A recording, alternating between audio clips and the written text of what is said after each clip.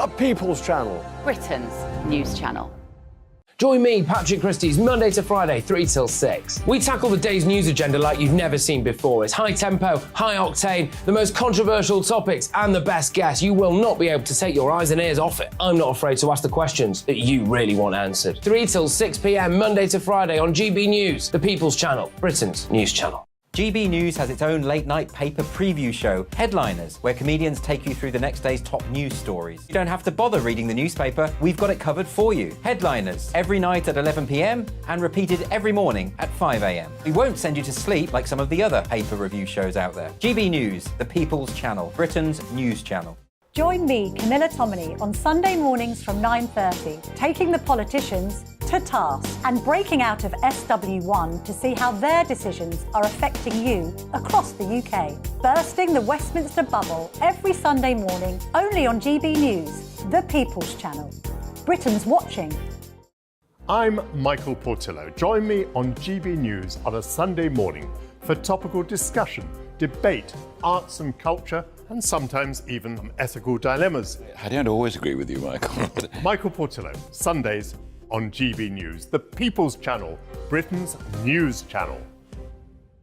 I'm Andrew Doyle. Join me at 7 o'clock every Sunday night for Free Speech Nation, the show where I tackle the week's biggest stories in politics and current affairs with the help of my two comedian panellists and a variety of special guests. Free Speech Nation, Sunday nights from 7 on GB News, the People's Channel, Britain's news channel.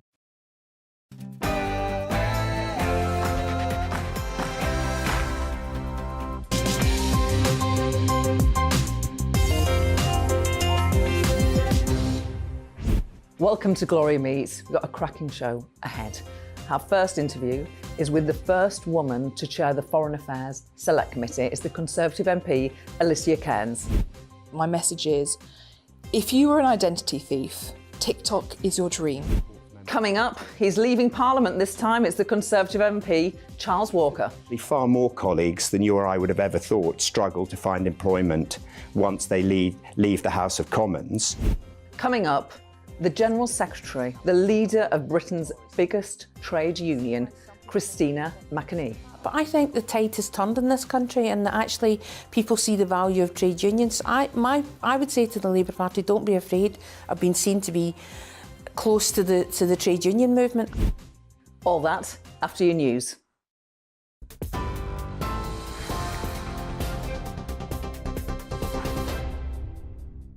Hi there, it's 6:15. Good evening to you. I'm Aaron Armstrong in the GB newsroom. The Home Secretary, Suella Braverman, has rejected suggestions Brexit's responsible for delays at the Port of Dover. That's despite some passengers saying they had to queue for up to 16 hours to have their passports checked. Holidaymakers trying to get away for Easter are still facing delays of up to 8 hours, despite extra services running overnight. Port officials have blamed delays on a lengthy immigration process. Meanwhile, more than 1 million passport applications could face delays in processing because of a 5-week strike that starts tomorrow. Passport office workers across 8 sites are set to walk out, which is expected to have a significant impact on applications ahead of the summer holidays. The PCS Union General Secretary has written to the government calling for urgent talks in a bid to resolve the matter. Meanwhile, the Home Secretary, Suella Braverman, has singled out British Pakistani men over concerns about grooming gangs as she prepares to announce new measures to tackle child sexual abuse. The Home Secretary has accused authorities of turning a blind eye to signs of abuse over fears of being labelled racist or bigoted, suggesting political correctness is to blame. Writing in the Mail on Sunday, Ms Braverman says those working with children will have a legal duty to report signs or suspicions of sexual abuse. Safeguarding Minister Sarah Dines says it's a scourge of our society. Can't stop in making sure that people are protected. Children are the most vulnerable part of our society, as well as the elderly. We must make sure that they're not sexually abused. So I don't accept we're going to be rife with false reports. There may be one or two, and they will be dealt with and identified. The overwhelming people that gave evidence are speaking the truth to the inquiry, and it was very heartbreaking testimony. We need to act. At least one person's been killed and 16 others injured in an explosion at a cafe in the Russian city of St. Petersburg. The country's interior ministry's confirmed a well-known military blogger Vladlen Taraski was killed with a following of more than 560,000 on Telegram. He was one of the most prominent bloggers commenting on Russia's war in Ukraine. Russian news agencies are reporting the incident was caused by an explosive device. The government says it's in negotiations regarding 3 British men being held by the Taliban in Afghanistan. They include the so-called danger tourist, Miles Routledge, who had to be rescued from Kabul by British forces less than 2 years ago. It's unclear how long he's been held for. The charity medic, Kevin Cornwall, and a second unnamed man, who were both detained in January, are understood to be in good health. The United States is urging Russia to immediately release a journalist who's been detained on suspicion of spying. Evan Gershkovich, who works for the Wall Street Journal, pleaded not guilty earlier this week. The US Secretary of State, Antony Blinken, has told Russia's top diplomat it's unacceptable. Sergei Lavrov, in response, has accused Washington of trying to politicise the case. The charges of espionage in Russia carry a jail term of up to 20 years. 3 people have been arrested on suspicion of murder after a man died when he was hit by a van outside a pub in Northumberland. 2 men were injured during the incident, which took place in the car park of the Bay Horse in Cramlington last night. A 55-year-old man was pronounced dead at the scene. The other man remains in critical condition. And the Pope has led a Palm Sunday service in Rome a day after being sent home from hospital with bronchitis. Around 30,000 people watched Pope Francis opening the Easter celebrations, which mark the start of Holy Week. The Pope was taken to hospital on Wednesday, complaining of breathing difficulties, but he returned home to the Vatican yesterday, having made a swift recovery. TV online, DAB Plus radio and on TuneIn. This is GB News, but now it is time for Gloria Meets.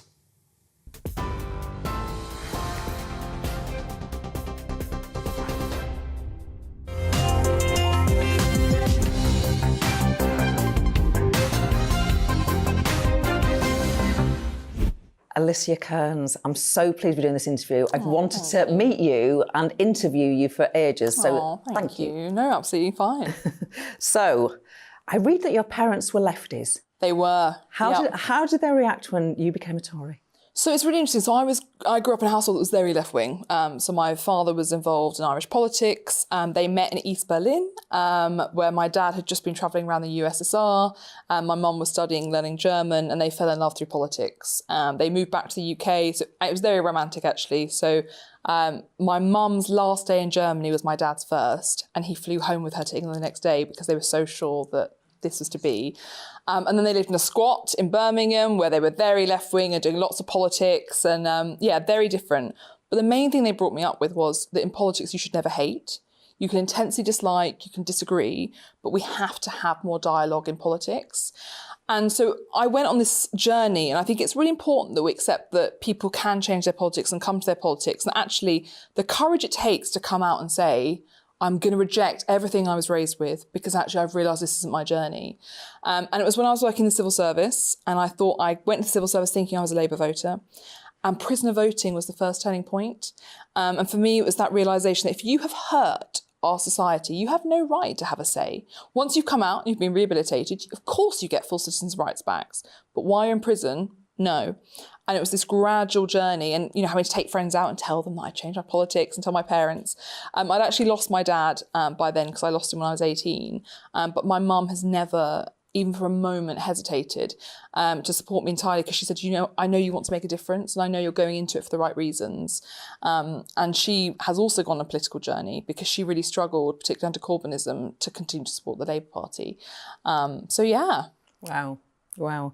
What's the impact of losing your dad when you were 18? It changed everything. And I don't think you ever get over it. And I really struggle. He had a stroke out of nowhere and my mum was abroad. So I was left to deal with all the medical care until she was able to get back. And my family upbringing again, my dad was the house husband, my mum worked. So he was my person that plaited my hair every morning and looked after me. And it broke me for many years. And for me, there's a numbness to me on a daily basis where I do feel like I have lost the ability to feel happiness in some extent.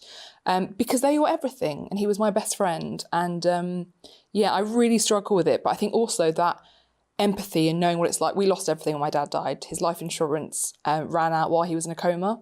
So we had to sell our house, we had to sell our belongings. It was a complete change to our life. That allows you to have that more compassion for people because you understand some extent the trauma that can happen. But you never get over that grief. It just doesn't go away. Indeed. Now let's talk about what you're doing now. So you are the first woman and the youngest ever chair of the Foreign Affairs Select Committee. You beat Tory grandees in that election. It's an internal election. Indra Smith wanted the job, Liam Fox wanted the job, your colleagues, of course. So you are a trailblazer in a male-dominated world of foreign affairs. It's very male. It's very, very male. Yeah. What's it like to make history here?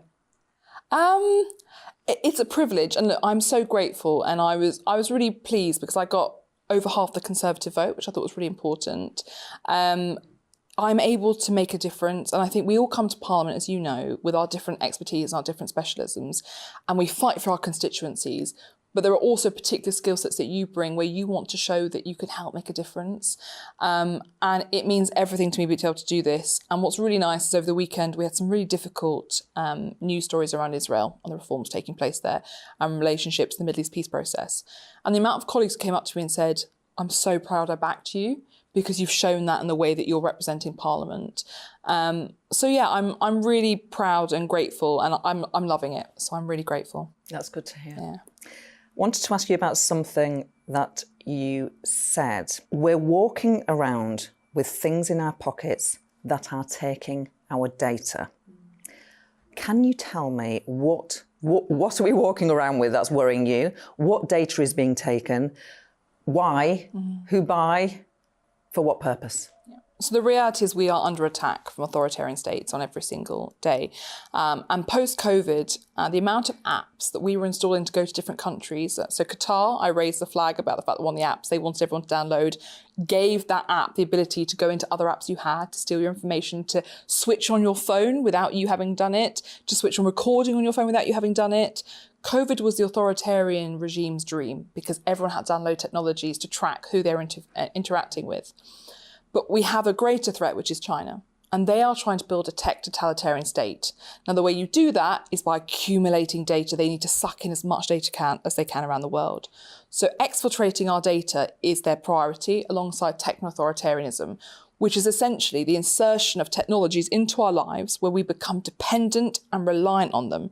Because the more dependent we are as a country on China, the more castrated we are on the world stage. You cannot stand up to China if you are reliant on them for technologies, if they have your data, and if they've weaponized resources around the world.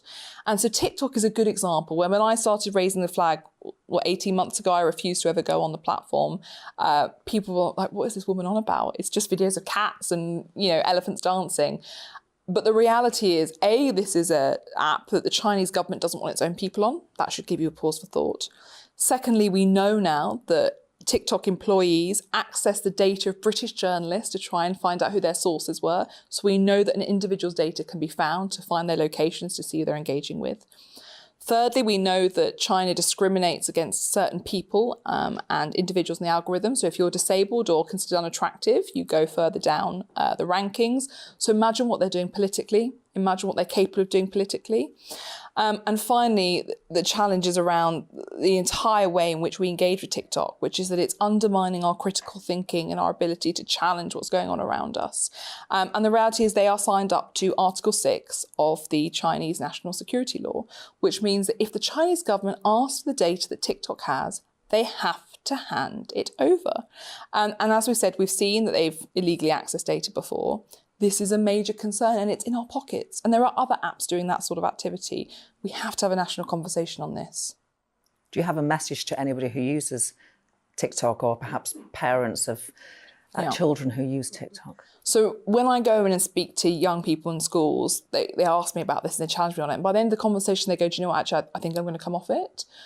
We shouldn't be banning these things because we need to have a national conversation. But my message is, if you were an identity thief, TikTok is your dream Because, for example, when everyone does those silly things like, what would be your porn star name? Yeah. And it's like, give TikTok your mother's maiden name and your pet's name. Those are also the most common things you use for your passwords to be restored. People are putting that out to the world. So as an identity thief, I now know your mother's maiden name, your pet name, but I also know where you spend your time, what your interests are, who your friends are, what your vulnerabilities are, the things you're interested in that you shouldn't be interested in. Now, for an identity thief, that's a dream. Imagine a hostile state that is trying to work out who you know that they can help undermine that individual because of the things you've put out online. Really interesting. Now, I want to ask you about something that you wrote. You wrote a pamphlet with a number of your Conservative parliamentary colleagues. This was back in 2020, so about 3 years ago. And you said this: "It is our duty to follow through on our pledge to increase the dignity, safety and privacy of transgender members of our society." Now, the trans debate has continued to rage. Yeah. What are you calling for? What needs to happen? So I'm a libertarian. People should be free to live their lives as they want with as little government intervention as possible until you hurt someone, and then I will come down on you like a ton of bricks. This all came back from my argument that we need a conversion therapy bill. So if you are gay, this is not some malady condition where you need to be treated. You should be allowed to love who you want to love. It's about your private life and what you want to do. You're not hurting anyone else. The reason why I've included transgender people within my conversion therapy bill is that at this moment in this country, if you think you are trans, you deserve to have challenging support. But the options you currently have at the moment, unfortunately, the risks are, you either go to a quack who says you are absolutely trans without question, some hippy-dippy person who's going to push you down that path no matter what, or you could go to someone who says there is no such thing as being trans, you are medically in need of treatment, you are wrong, and we're going to make you ingest toxins and poisons, and we're going to pray over you and do all these things that are completely wrong and dangerous to that person's mental health. What my bill calls for is that you are trans, you should have to see someone who is regulated and accredited. That's all I'm asking for, so that no one can either way put you at risk. I don't think that's a complicated thing to believe in, but I think what's really frustrating about the conversion therapy bill is that people have tried to manipulate it and use it for their own swords or issues that they want to raise. Let's focus on protecting the most vulnerable, and that should be our job. And, and it's also fascinating how people say, well, if that's your position on transgender rights, then obviously that's your position on sports, that's your position on prisons. No, it's not. My position on prisons is very clear. Anyone, and I've been calling for this for years, if you've committed a sexually motivated or violent crime against women, you cannot be put in a prison with women, because the government's foremost duty is to keep people safe, and that includes those women in that prison. The lack of nuance in this debate, we should be really ashamed of that. We need to make sure we're having a proper, legitimate debate. Is the government backing your Yes, they are. bill? Yeah, so it should be coming forward the next couple of months. OK. You have a panic alarm in every single room of your house. Mm-hmm. Why? I won't be the only MP. Look, there are MPs whose children are taken to school by the police every morning. There are colleagues who are told that they need police protection at all time in their own constituencies, who have stalkers, who have people outside their offices in balaclavas. And I was advised that I needed panic alarms in every room in my house because of death threats I've received, threats against my children, who are both under 4, and because of the interest in hostile states in trying to undermine me and hurt me. So that's why I was given that advice. And of course, you take the advice that's given to you by security experts. I guess I became familiar with your name, and many other people would have done at the time of the moves to bring Boris Johnson down. And you were cited in media reports as the ringleader of a conspiracy to do that. You denied that. You continue to deny that. Do you think there was an element of sexism about how you were singled out as a ringleader during that period? Without question, and those individuals responsible for that know who they are. I'll be completely transparent. There was a meeting in my office of a group of Conservative MPs. There had been other meetings and other days in other offices where we discussed whether or not Boris Johnson had let down the Conservative Party and let down the people of this country. It is incumbent on Conservative MPs to have that discussion, and I'm not ashamed of that. But was it briefed out to the media as a pork pie plot because they were worried about what we might be planning? Yes. But what's interesting is in the days that followed it, while I was in Ukraine, working on how do we support our friends in Ukraine, the only 2 people in the room briefed out against were Deanna Davison and me. The 2 women, the only 2 women in the room. They briefed out about her love life, which was shameful, and they briefed out against me, the Whip's office, that I was a bad mother because I'd taken my daughter with me to Ukraine. Now, my daughter came with me because she had to have brain surgery at a very young age, and I was still breastfeeding. It was perfectly safe to take my daughter to Ukraine at that time. But the fact that they did that, and that was the best they could find on me, was that I was a bad mother. I think there are some serious questions to be asked there about who made those decisions and why they thought that was at all appropriate. That's a chilling end to the interview, actually. Thank you for explaining. Thank you for having me. There's some nervous whips there, and I'm so pleased that we finally got to do this interview. No, and I should say the current whips office, I have to say, it's a complete change in what I've seen in the past. And I'm very grateful to see such a grown-up approach to governance. You have a great way of expressing yourself, and I was honestly hanging off every word during that interview. Alicia Cairns, thank you for having me. Thank you. Coming up, Conservative MP Charles Walker. But the real problem is people looking to come into the House of Commons, really talented people, think, why on earth would I want to do that? Coming up, the leader of Britain's biggest trade union, Unison, Christina McAnee. There's not a single union that I know who wants to do down business or the employers that they work with, because who wants that? Nobody wants the business that their members are in to fail. You want it to succeed.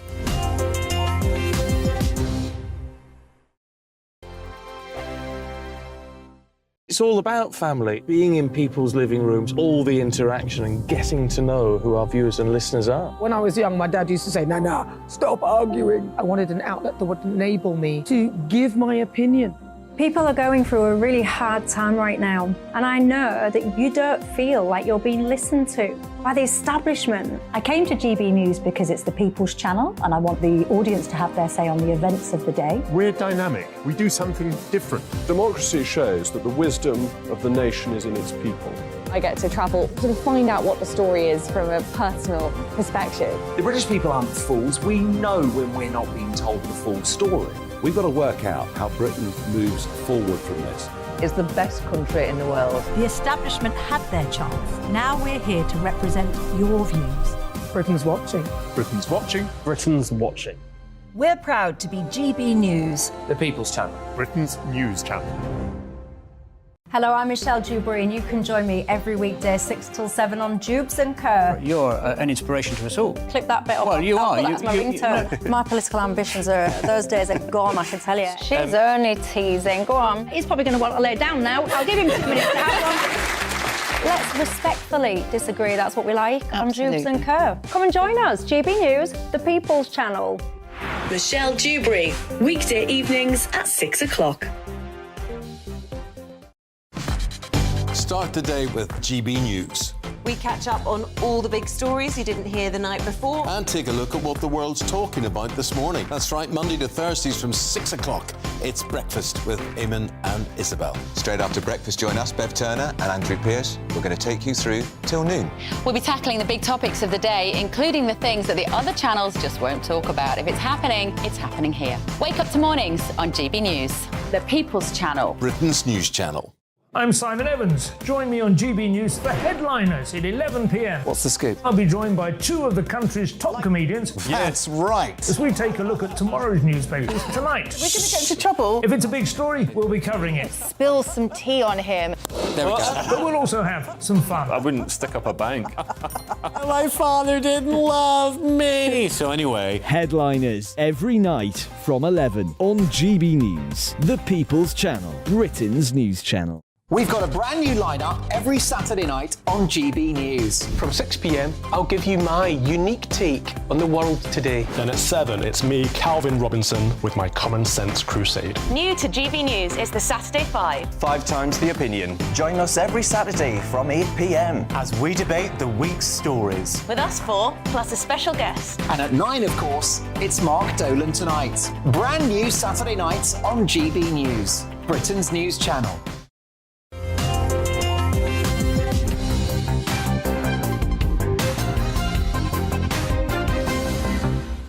Conservative MP elected in 2005, Charles Walker, good to see you. What's the impact of people, MPs, standing down, sometimes after one term? I mean, I think you need a turnover in members of Parliament.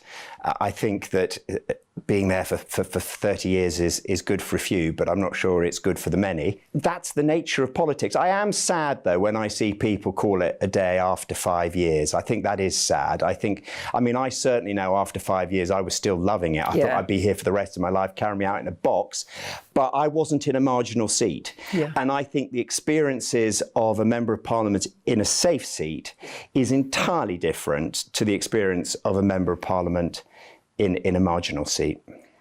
So you say that you're sad about MPs who stand down after one term, but you did this big report into why MPs stand down.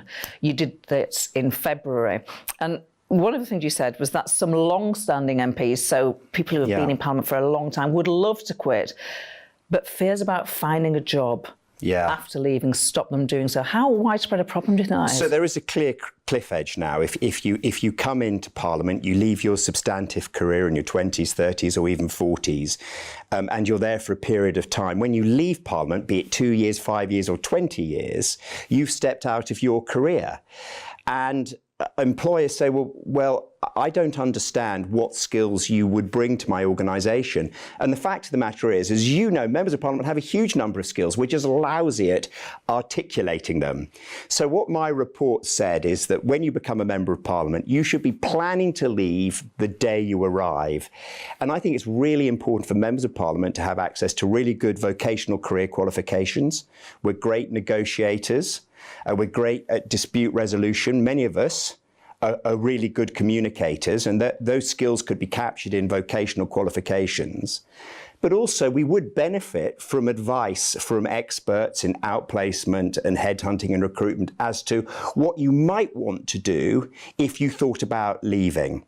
And I know it's very difficult for members of Parliament often to think about leaving, but it comes to almost all of us at some stage. And my experience, I sit on the Members Fund, which supports members of Parliament who are in financial trouble, or former members of Parliament, is that actually far more colleagues than you or I would have ever thought struggle to find employment once they leave the House of Commons. Now, your viewers may say, well, too bad for them, tough. But the real problem is people looking to come into the House of Commons, really talented people, think, why on earth would I want to do that? I'm a really successful academic, I'm a really successful bioscience engineer, and I'm going to come out of my career and I'm going to spend 10 years in Parliament. Then actually when I leave, either because the electorate want me to go or I've had enough, then I'm going to find it really very difficult to pick up where I left off. So actually I'm not going to go into Parliament. Interesting. How would it work, this making headhunters available or other employers, potentially employers available? Do you have a vision of that? Yeah, I do, because, again, Gloria, sorry to keep bringing you in, but you are an ex-colleague. What members of Parliament are good at, in the main, is giving advice. Both you and I in our surgeries, just being around, our emails, we end up giving a lot of really good advice to people. We're really lousy at taking advice and seeking out advice. And it would just be good to have confidential sounding boards where a Member of Parliament could say, look, I'm thinking of leaving. What is it I should be doing to pave the way for me to get out of here? Of course, all within the rules. And, you know, Gloria, we want people to feel after 20 or 30 years, as I did after 17, 18 years, that now is the time to go, to be able to go. The worst thing we can have is MPs saying, look, I've been here for 20 years, I'm in my 50s, I don't enjoy it anymore, but it's a safe seat, I think I'll just stick around and pick up the money. But actually, ideally I'd like to go, but it's just too risky for me to go because I don't know what I do. Does that make sense? Yes. That isn't good for the MP, but more importantly, it's not good for that MP's constituents. As I said, you've got to have someone there who wants to do it 110%. So you're thinking like a career service for MPs? That's exactly what I'm thinking. I haven't articulated it yet as brilliantly as that, but that is a career service for members of Parliament. And again, I say it's so that members of Parliament who are not 110% on their game can transition out, and our constituents can get new people in who are really excited about being MPs, and hopefully some really talented people who think, you know, I can afford to take the chance of stepping out of my substantive career because there are opportunities down the road for me to get back into it. Interesting. Don't know if you'd like to speculate. How many sort of time servers, what percentage of the House do you think are bed blockers, I suppose? Staying beyond the desire or need? That would be unfair of me to speculate on that number, but I certainly know that I will probably be leaving at 57. If I didn't go at 57 and stayed until I was 62, I then think, well, who's going to want me at 62? I better stay till I'm 67. Then you get to 67, you think, well, actually, I need to keep myself mentally engaged. I might stay to 72. And I just don't necessarily think that is fair or right. Now, don't get me wrong, David Davis, one of my best friends, he's probably near 70, and he's amazing. He's got all the energy of an 18-year-old. Absolutely. But there that's are not the exceptions case. like that. Harriet Harman, Yeah. she is standing down, but she's completely Of course. indefatigable Yeah. as well. More from Charles Walker after this. You think I must be mad. You think I must be suffering alone. And actually, it was only in later life that I discovered that these were all the symptoms of obsessive compulsive disorder.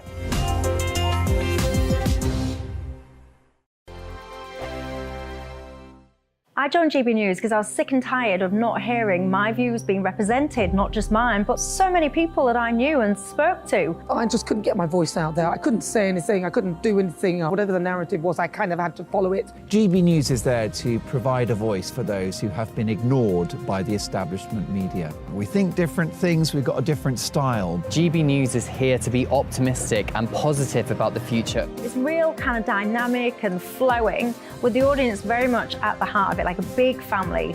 Here at GB News, we talk about the things that matter to you. Hearing the voices from right across our towns and cities, especially our towns. All sides of the argument represented with a heavy dose of opinion. We're on a mission here to make a difference. And the GB News family really is here for you, and whatever time of day you can watch or listen. Britain's watching. Britain's watching. We're proud to be GB News. The People's Channel. Britain's news channel. Westminster is going around in ever-decreasing circles, followed by the media. Britain is broken.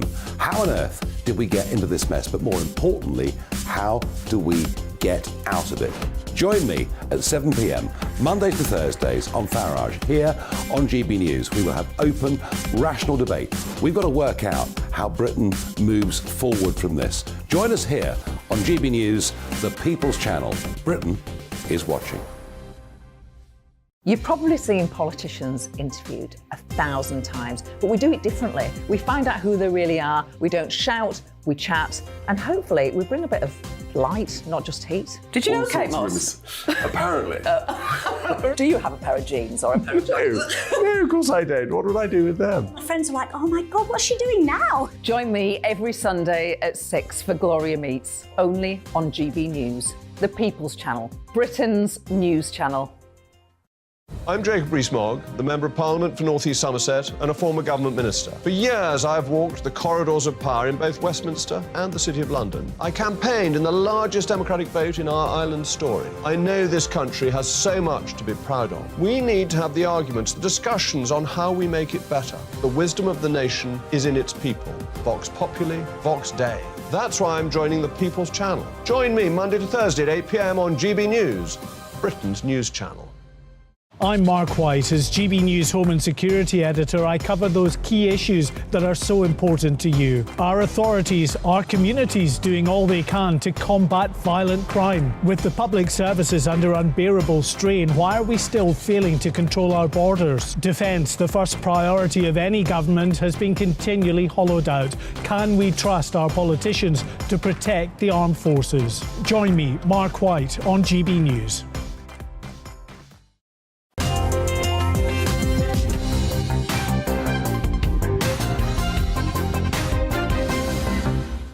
One other thing in your report that I just wanted to explore, you said the House of Commons should continue the provision of security for those deemed to be at high risk of an ongoing threat. How do you make that judgment? Because everyone's going to say, well, I think I'm I don't think they will. Okay. Those people are known to our internal security advisors, and that was an important part of the report that we had to put in. We know of 2 or 3 colleagues who face significant threat when they left the House as a result of being MPs. And of course, in the old system, or the current system, I think it's changing and will change. When you left the House, that sort of fell away immediately, and we have an ongoing duty of care to those that have served. Is there a system whereby those members who are at risk, MPs at risk, when they leave, is someone monitoring that? It is the case at the last election that when you left, you were very much handed over to your local police force in your area where you lived. I don't think I was. Whereas, I don't think anything happened. we believe it's important, and the House Service believe it's important, that where there is a really identified, active, ongoing risk, that the House maintains its involvement in making sure that Member of Parliament feels, or former Member of Parliament, sorry, feels safe and secure. But you think we're talking tiny numbers? We're not talking huge numbers, thankfully. Okay. That was all really interesting. I just want to talk to you, change subjects, and talk to you about the fact that for more than 3 decades you have suffered with obsessive compulsive disorder. Can you tell me how that manifests itself? I tend to wash my hands a lot, which I don't mean to be flippant, was really good during COVID, because the advice was wash your hands a lot, and I already did that. And I sort of tend to count in evens numbers, but sort of weird little obsessions. Yeah, I had it quite badly when I was younger, and it comes in waves. But thankfully, as I've got older and more settled and balanced in who I am, less of an issue, but hugely sympathetic for those that suffer from OCD. I mean, it does drive me wild when people say because they like to have their ornaments in a certain way on a table, I've got OCD. That's just you like your ornament. You like being tidy. I mean, OCD for really serious sufferers is a life-altering illness, and very sadly, some people end up being committed to hospital because it is literally destroying their lives. So it is at its extreme a very serious condition for many. And when I read an interview with you about this, you said the illness had taken you to some quite dark places. You don't have to answer. But if you want to elaborate on it, it struck me, quite dark places is serious 3 words, are a serious 3 words. Well, I mean, I said that 10 years ago. When you grow up as a child with all these tics and involuntary thoughts and all these sort of terrible things going on in your head, you think I must be mad. You think I must be suffering alone. And actually, it was only in later life that I discovered that these were all the symptoms of obsessive compulsive disorder. And, I took great comfort in that. And I worked with an organisation that actually supports women who are recent mothers, because OCD, you can have sort of maternal OCD that hits a woman straight after having a child, and they have all these terrible thoughts that they might, drop their baby into a bath of scalding water, or do something, drop the baby down the stairs, and they've been frightened to sort of mention this to a social worker in case the child's taken away. But actually working with government, and we work with a brilliant minister, Dan Poulter, we've made real progress now. So social workers are now aware of maternal OCD, and women have the space and confidence to talk about it, and that's a really good thing. We're coming to the end of the interview, so I just want to get the benefit of your historical perspective, experience, I suppose, really. So you've done nearly a 20-year stint in Parliament. What's been the hardest period for you during that time? I loved the first 4 years, and then we had expenses, and that coincided with the financial crisis, and then it sort of got harder every year. And the challenges seem to get bigger. I mean, in this Parliament, we've had COVID. Well, we started off with Brexit, then we had COVID, then we've had this terrible war in Ukraine being perpetrated by Russia, and then we've had China with zero COVID. The problems just get bigger and bigger. And to all those people who think there are simple solutions to complex questions, I would say, if there were, we would have found them by now. being in government is really difficult. Being in opposition is really difficult. I just don't think there are simple solutions to complex problems. The world is a really complicated place. And I think most politicians try their best. And I do think it's incumbent on all political parties to look at the way members of Parliament experience Parliament to see if adaptations could be made to attract people with bigger brains. We always need people like me. We need people who are emotional and all over the place and gut politicians. That's fine. There's always a space for us. But we do need, I don't think we attract the really big thinkers we attracted in the past. And I don't think that's me looking at the past through rose-tinted glasses. I just don't think we do, because politics now is incredibly attritional, very difficult, almost 24 hours a day. And if you do it and you leave, your career is significantly damaged. Really interesting. Just going to press you one more time. Yeah. For you personally, is there of all those periods, or perhaps a different experience that affects you personally, where you just thought, oh my gosh, this is hard. This is hard. I mean, it was obviously during lockdown. And I think anybody watching my speeches in Parliament would have said, this is really hard for him. I mean, I wasn't talking about myself. I was hopefully speaking up for those people who weren't allowed to have a voice, people suffering in silence, isolated at home with addictions, who didn't seem to get a look in when these decisions were being made. Their health needs didn't seem to get a look in. But yeah, it was hard. And the reason I think I could give voice to their concerns was because I was experiencing some of it myself. I mean, it was hard. It was hard for lots of people, much harder for people who, unlike me, were not living in nice large houses with gardens. And I did feel that these rules were being made by people mostly in nice houses with gardens, and we were expecting people living at the top of tower blocks and in really difficult circumstances, maybe in difficult marriages, large families in small spaces, to bounce along in the same jolly way that we were. And that was entirely unfair. There didn't seem to be a lot of compassion in the way we projected these arguments. I took particular dislike to the phrase COVIDiots.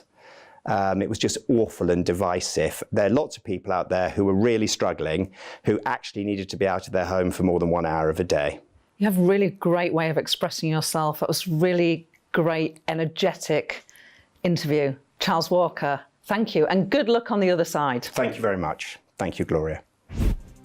Coming up, Christina McAnee. We're recommending you accept it because we don't think we can get any more through negotiations, but they could also reject it.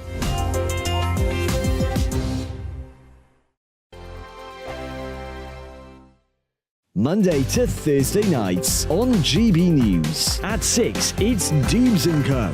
7 o'clock, Farage. At 8, join Jacob Rees-Mogg. And at 9, Dan Wootton Tonight, followed by headliners on TV, radio and online. This is GB News.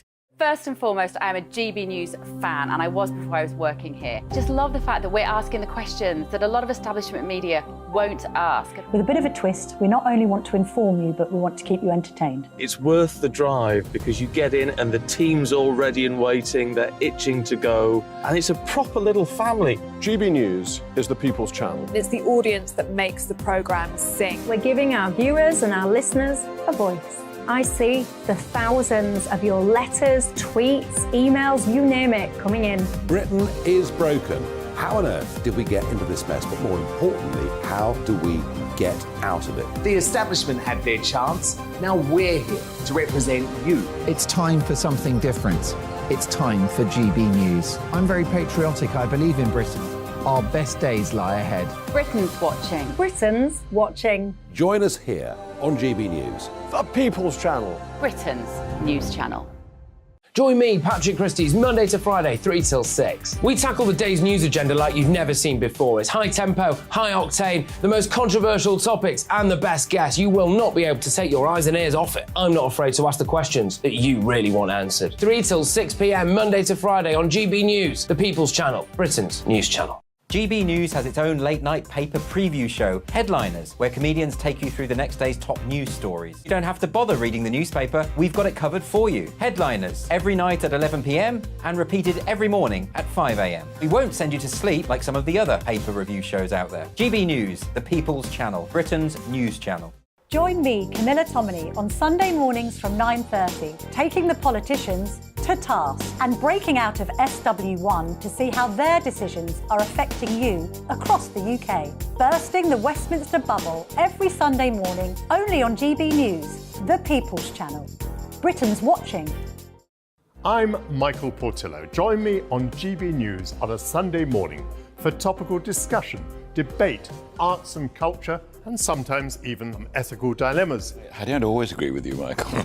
Michael Portillo, Sundays on GB News, the People's Channel, Britain's news channel. I'm Andrew Doyle. Join me at 7 o'clock every Sunday night for Free Speech Nation, the show where I tackle the week's biggest stories in politics and current affairs with the help of my two comedian panellists and a variety of special guests. Free Speech Nation, Sunday nights from 7 on GB News, the People's Channel, Britain's news channel.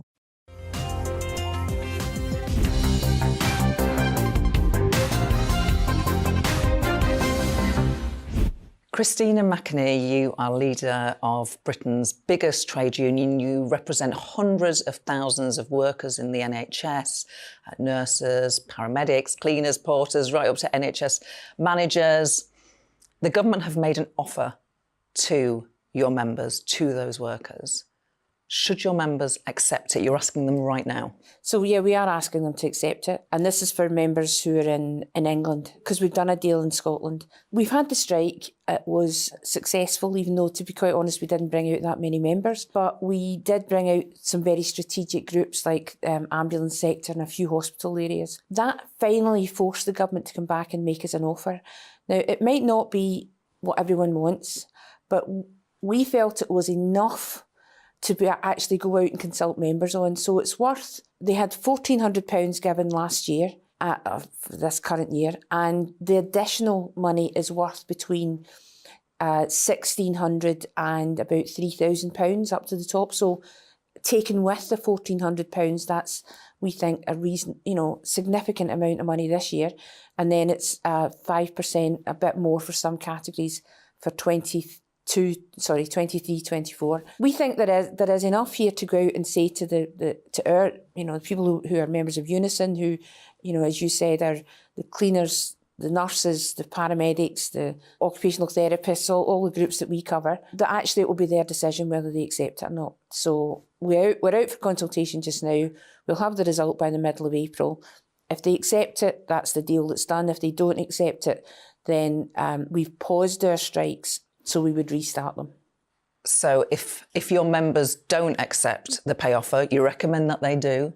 Some people will say it's not enough. What do you say to those people, actually, who say, don't vote for this deal? I can understand why people are unhappy about it. It's not what we'd hoped for more, but, we are where we are. But I also think there's a lot of armchair warriors out there, people who like to tell those who actually did take strike action and who campaigned for this and who lost money when they took strike action.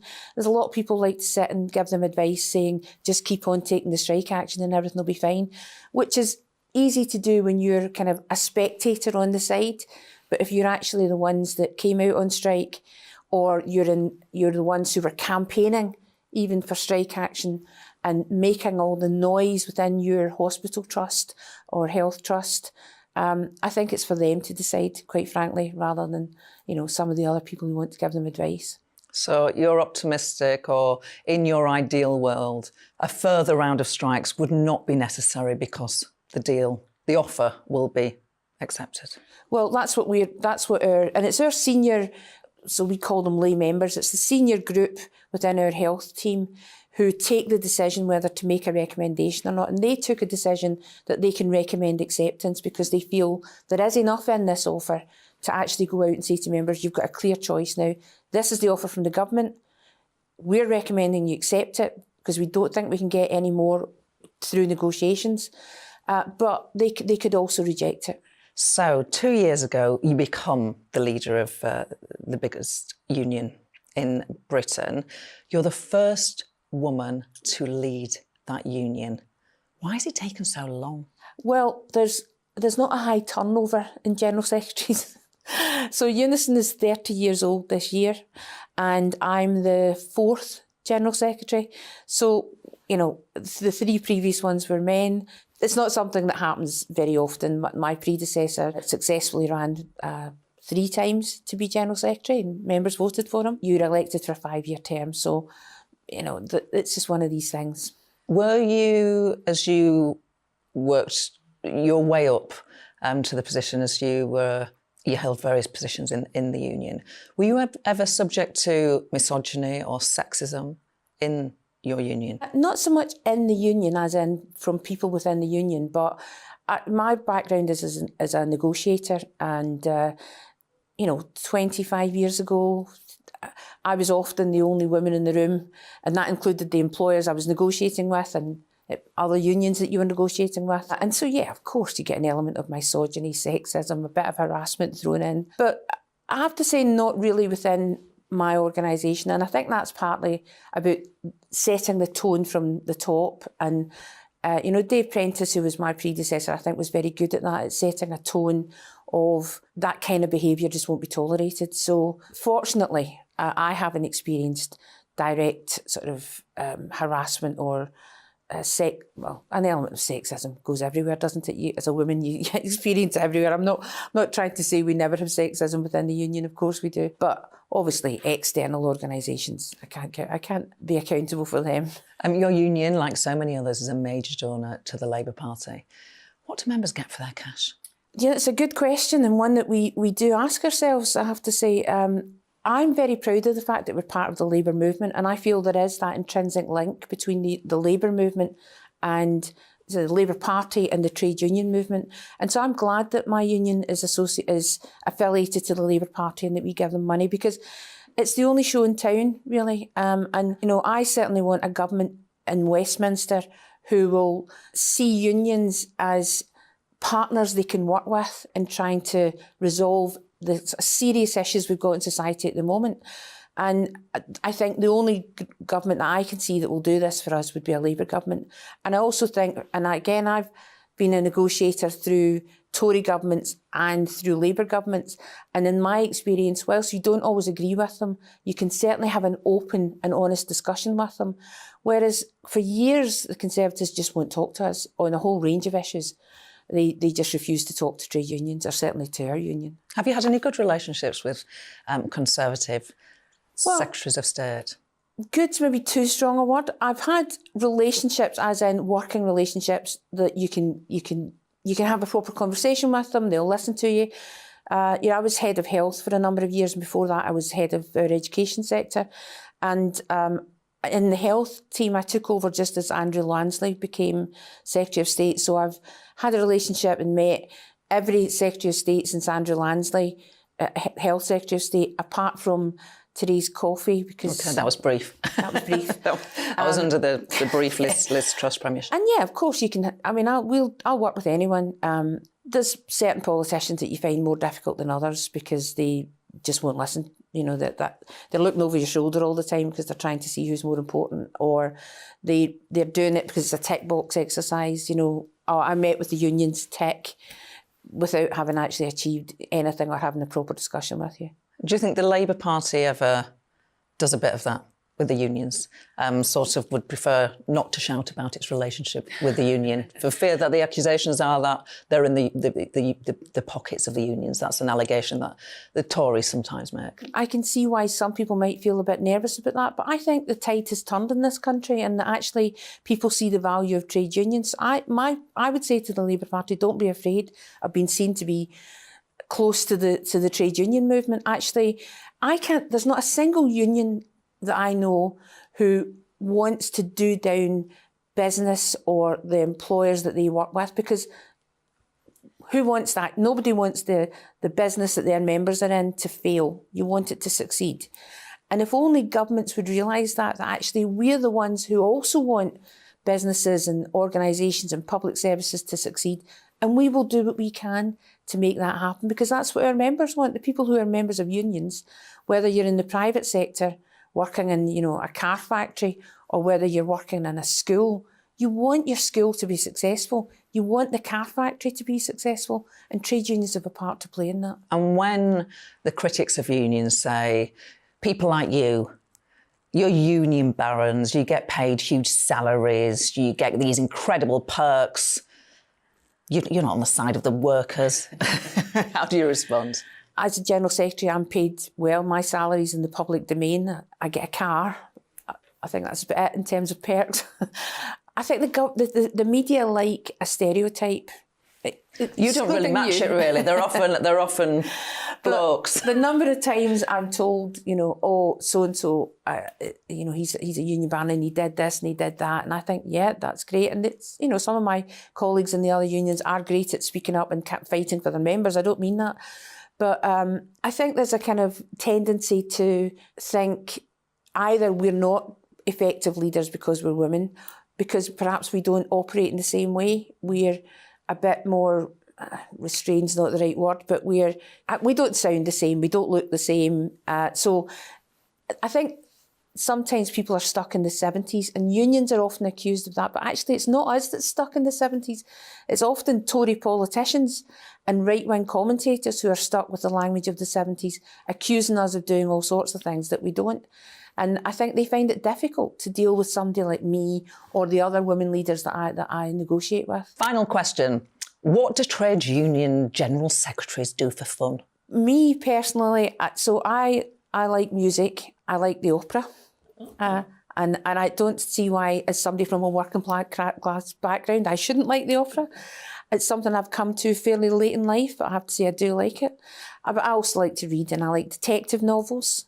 I like to cook, and I like to walk. So those are nothing very exciting, I'm afraid. Pretty much like anybody else then. I would like to be able to tell you, you know, that I play some exotic instrument in my spare time, but I don't. Christina McAnee, General Secretary of Unison, Britain's biggest trade union.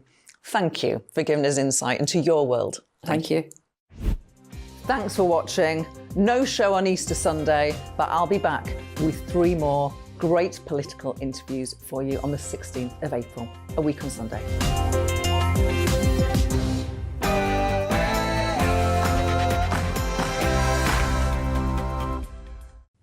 Hello, I'm Craig Snell, and here is your latest forecast from the Met Office. Well, as we go through the next few days, for most of us, it is going to be dry with plenty of sunshine, but that will certainly lead to some frosty nights still. So here's the situation. We've got high pressure generally in charge of the weather, keeping things settled, but weather fronts always close by across the north. So here, still the risk of some splashes of rain from time to time. So for the rest of Sunday, for a lot of England and Wales, we end the day on a clear and dry note, and the clear skies will eventually spread their way into Scotland as the night goes on. But for Northern Ireland, we'll hang on to some cloud here, and thanks to a southerly breeze, temperatures here probably remaining around 5 to 6 degrees, but elsewhere certainly a touch of frost, at least in the countryside.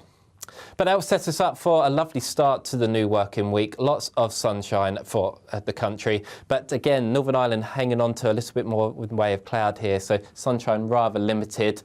And thanks to that breeze, temperatures probably not reaching much higher than 9 to 11 degrees. But elsewhere in the sunshine, after that cold start, we will see highs reaching 14, possibly 15 degrees. So feeling fairly pleasant for the time of year.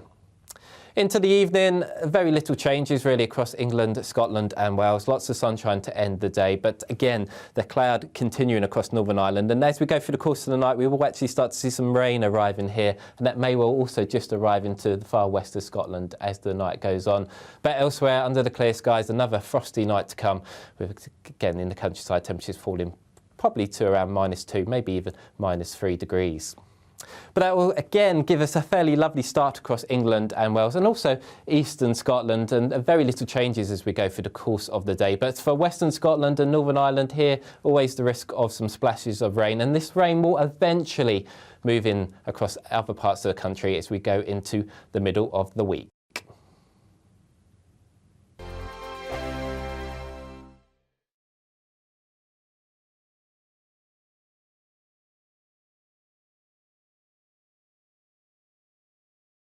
It's all about family, being in people's living rooms, all the interaction and getting to know who our viewers and listeners are. When I was young, my dad used to say, "Nah, stop arguing." I wanted an outlet that would enable me to give my opinion.